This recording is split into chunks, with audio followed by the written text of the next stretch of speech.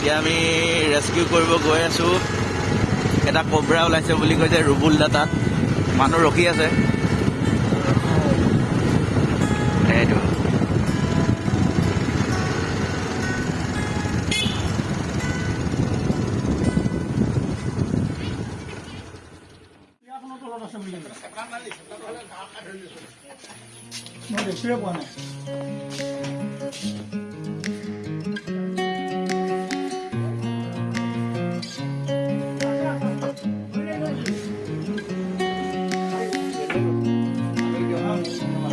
দেখা পাই গম পালোঁ যে এইটো কব্ৰা নহয়, এইটো ইণ্ডিয়ান ৰেড স্নেক মচুৰা সাপ। হয়তো নিগনি খাবলৈ সোমাইছিল।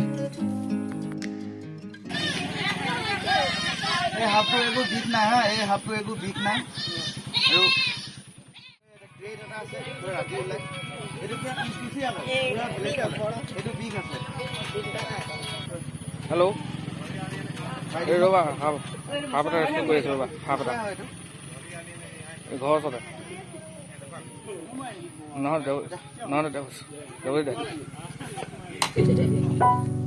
ৰিলিজ কৰিব গৈ আছোঁ স্নেকটো। অকণমান দূৰ আগতে আমি আমাৰ গোটেই মেম্বাৰখিনি আছে, এতিয়া চবেই আছে।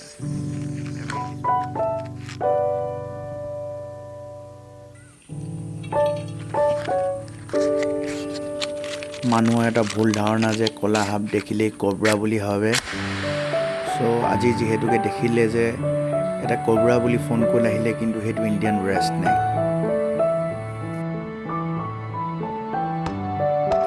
আপোনালোকে যেতিয়া সাপ দেখে নামাৰিব, আমাৰ লগত যোগাযোগ কৰিব। সকলোৰে জীয়াই থকাৰ অধিকাৰ আছে। Go green, save animal for future.